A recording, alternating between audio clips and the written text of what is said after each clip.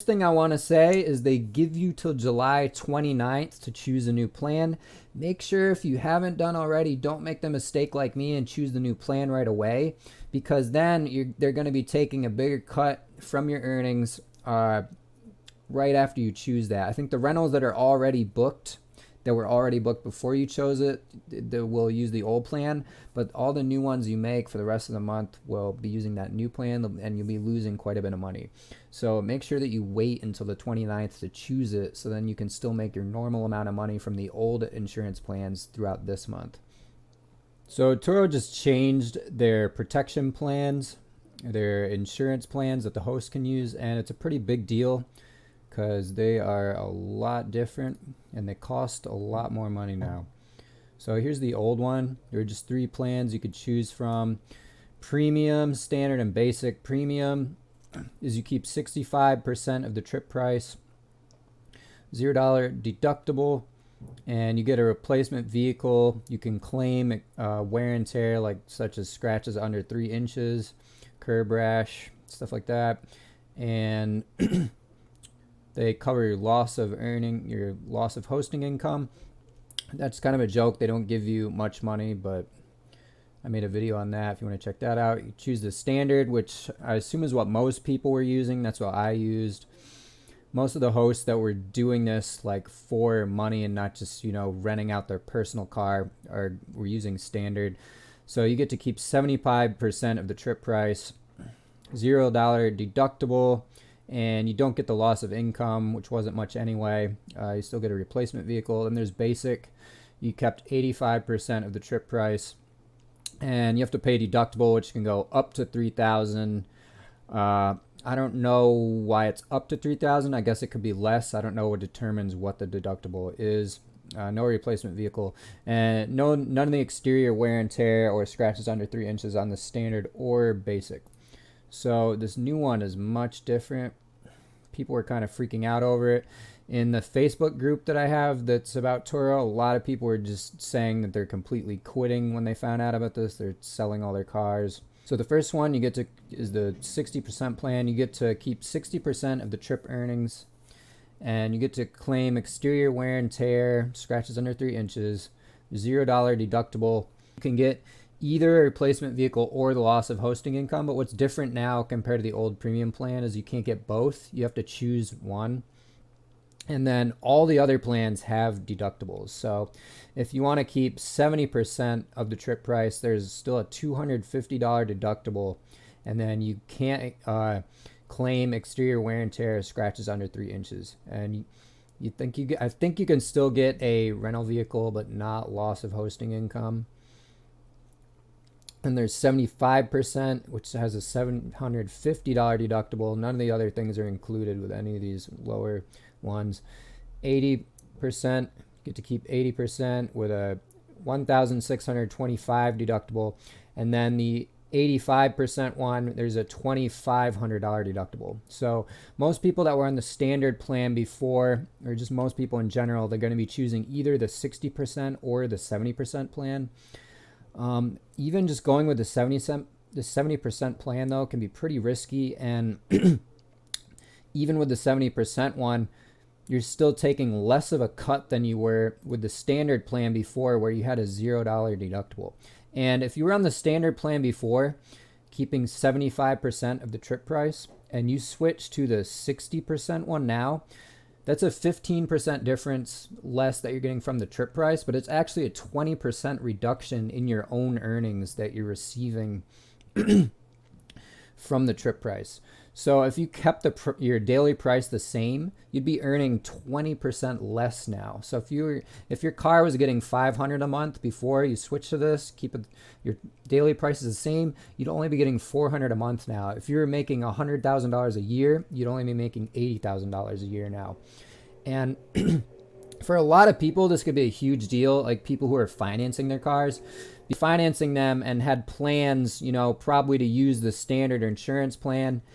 And their plans involve taking this certain percentage and making a certain amount of money to cover their monthly fees for the financing and the insurance. Where now if that cuts down, it could be a big deal, big loss for them. And also this comes right at a time when people are already really struggling because of the whole coronavirus thing. So this kind of came at a really bad time. At least business is picking up now. It seems kind of almost normal, at least a lot better now. But it's still really bad because a lot of hosts, I'm sure, were hurting already, especially hosts that were relying on this for full-time income and had a lot of rental cars. And probably especially with cars that are being financed, because they can't even make any money when they sell them. And if they're trying to trade them back in now or sell them, they're probably going to have to take a loss with those, I would assume. I don't know much about financing or buying stuff from the dealer, but so 20% less is a huge deal. And whether or not you want to choose the 60 or 70% plan, one way to look at it is by the difference in money you would be making from the 60% to the 70%. You could take that kind of daily amount extra that you would be making and see how many days it would take renting out your car to cover that $250 deductible. But keep in mind, you will get some loss of hosting income too, which it isn't much, but it is something. And I think minimum they give you $25. So let's just change this to $275. But say, for example, your car is renting out for $40 a day. If you use the 70% instead of the 60% plan, you'd be getting 10% more of that $40. So 10% is 4. So we take 275, divide it by 4, and 69. So you'd have to rent your car out for more than 69 days for that 70% plan to be profitable for you. And that's kind of risky. I mean, 70 days is quite a bit of days. You know, there's a good chance that you get in an accident in that amount of days. And then keep in mind, with a 70% plan, you cannot claim minor things either, which with a cheaper car, it's usually not a big deal. If you're getting scratches and stuff and little dents in a cheaper car, it's not really going to lower the value at all. But the nicer the car is, the bigger deal that stuff can be. So it would almost make sense with a car that's renting for more money. Like say it's a car that's renting for, you know, $150 a day. 275 divided by 15 equals. So it would only take 19 days, let's say. So if you only had an accident on average every 19 days that the car was rented out, then you'd be able to, it would make sense to switch to the 70% plan. But keep in mind, a car that's renting for $150 a day is going to be a very valuable car, a really nice car, one that it might make more sense where you'd want to make those claims for the exterior wear and tear and the smaller crap like that too. So I don't know, it's kind of a big deal. Let me know what you guys think in the comments. I'm going to be going with the 60% plan for sure. There's a lot of negativity, a lot of anger about this towards Turo. For me, it came at really ironic timing too, because I literally just bought a second rental car. I'd only rented it out 1 or 2 days before this happened. So kind of ironic. And the first rental car I got it. My fourth renter got in an accident. And then when it was being repaired, the whole coronavirus thing happened. So my first car I bought right before the pandemic.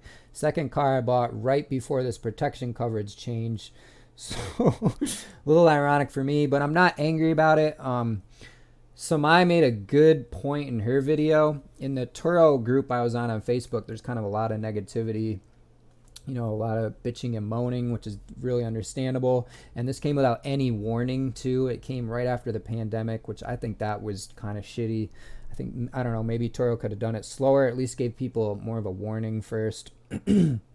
But Samai on her YouTube channel, Samai's Experience, she's pretty much the queen of Turo on YouTube. She made a really good point, have some positive outlooks, where she was saying that this will make people raise their prices up, and higher prices might include the quality of renters, and it could improve the quality of cars too, because if your prices are higher, you're making more money. You'll be able to maintain vehicles better. The vehicles will be nicer, safer, better maintained, and if the prices are higher, they'll attract a better, you know, quality of renter, hopefully. And it should cut down on a lot of the cutthroat, like kind of like price gouging and pricing competition, because how it is now, you can have your prices, or how it was before, you could have your prices so low, and a lot of the prices were really going super low. That was the strategy that I was using with my cars. I mean, I had some really pretty dirt cheap prices with my cars, so it might cut down on that. And you got to remember, even Turo taking 40%, I mean, they're covering the advertising. They're bringing you all the customers, and you're getting full insurance coverage for it, which is a lot. I mean, so paying 40% for that with no deductible, and even being able to make claims on little scratches, I mean, I don't think it's really a bad deal, them taking 40%, because the amount of work they do towards it is insane. I mean, I couldn't do this without Turo at all. So I still don't think them taking 40% is really that bad. And I'm sure they had reasons for doing it. They have to make a profit as well for it to be, for this to be worth it to them. And hopefully, since I think the raise in the insurance premiums will make a lot of people quit now. And if people are quitting, and there's and there's less available renters, less people having competition. And like I said, I think that a lot of the people, it'll be the people that have a lot of cars and are doing this as a decent sized business. I think those will be the people that quit. So it'll bring a lot of cars out of the rental marketplace, and that should drive prices up, especially if Turo does their job and does good marketing and brings in more and more customers. We get more customers. There's less cars right now. That'll drive the prices up, which will be a good thing for us hosts.